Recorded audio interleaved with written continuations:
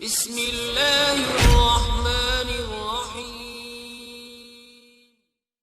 بسم اللہ الرحمن الرحیم۔ السلام علیکم ورحمۃ اللہ۔ محترم سامعین اعظام، آپ حضرات کو ایک لطیفے کے ذریعے سے نصیحت کرنا چاہتا ہوں۔ اس دور میں ہم نے اپنے بچوں کو موبائل کے ساتھ چمٹا رکھا ہے، اور ہم یہ سمجھتے ہیں کہ ہمارے بچوں کو موبائل دینا ضروری ہے، جس کی وجہ سے ایک بہت بڑا نقصان ہمارے سامنے ہوگا۔ وہ ہم دیکھیں گے کہ ہمارے بچے، ہمارے لڑکے، خصوصاً نوجوان نسلیں بے وقوف پیدا ہوں گی۔ وہ بے وقوفیت کیسی ہوں گی؟ مثال کے طور پر ایک لطیفے میں آپ کو سمجھیں گا کہ ایک لڑکا تھا، اس کے ماں باپ نے حتی الامکان اس کو پڑھانے کی محنت کی، لیکن وہ تعلیم میں کامیاب نہ ہوا، اس لیے کہ اس کا دھیان تو موبائلز کے گیمز اور دوسری چیزوں میں لگا ہوا تھا۔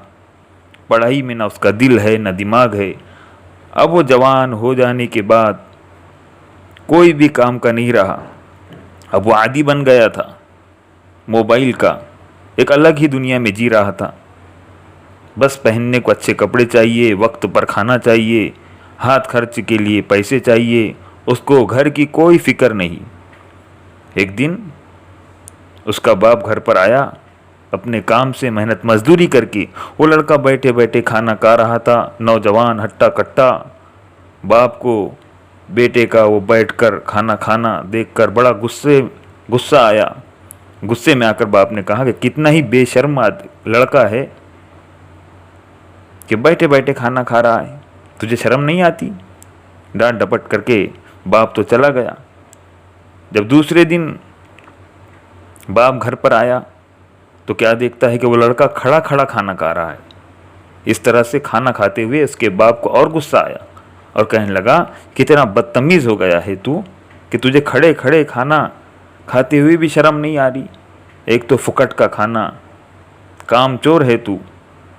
وہ لڑکا یہ الفاظ سن کر اپنے باپ کو جواب دینے لگا کہ ابا جان، میں تو آپ کی اطاعت کر رہا ہوں، کل آپ نے مجھے کہا تھا کہ بیٹھے بیٹھے کھانا کھا رہا ہے، آپ نے ہی بیٹھے بیٹھے کھانا کھانے سے منع کیا تھا، اس لیے اب میں کھڑے کھڑے کھانا کھا رہا ہوں، میں تو آپ کے حکم کی اتباع کر رہا ہوں، اس میں بدتمیزی کی کیا بات؟ یہ الفاظ سننا تھے کہ باپ تو گمسم ہو گیا، اس کی عقل ہی سہم گئی۔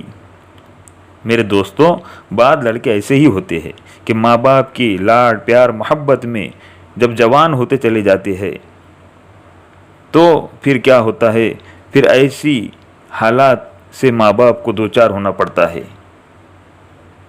حالانکہ ماں باپ کی خدمت کرنے کا حکم قرآن میں اور حدیث مبارک میں آیا ہے، اس کو دنیا اور آخرت کی کامیابی بتائی ہے، لیکن اس کامیابی کو قبول ہماری نسلیں نہیں کرتی اور اپنی منمانی زندگی جینا چاہتی ہے۔ اس گمراہی کا زیادہ تر اثر موبائل سے ہو رہا ہے، اور آج کل تو ہر ایک کے پاس اور ہر ایک کے ماں باپ قرض کر کے اپنے بچوں کو، اپنے نوجوان لڑکوں اور لڑکیوں کو موبائل دے رہے ہیں، اور پھر جب جوانی کے شباب پر جب ہماری اولاد جا رہی ہے اور پھر غلط سلط کام کر کے بیٹھ رہی ہے تو ہم روتے چلاتے ہوئے پھر رہے ہیں۔ اس لیے دوستو، ہم اپنی اولاد کو موبائل سے بچائے، ان کو گیمز سے بچائے، ان کو ایسے ہی بیکار اپنے وقت ضائع ہونے سے، ان کے وقت کو ضائع ہونے سے ہم بچائے، اور ان کو خصوصاً دینی تعلیم کی طرف لگائے۔ اللہ تعالیٰ سے دعا ہے اللہ تعالیٰ عمل کی توفیق عنایت فرمائے۔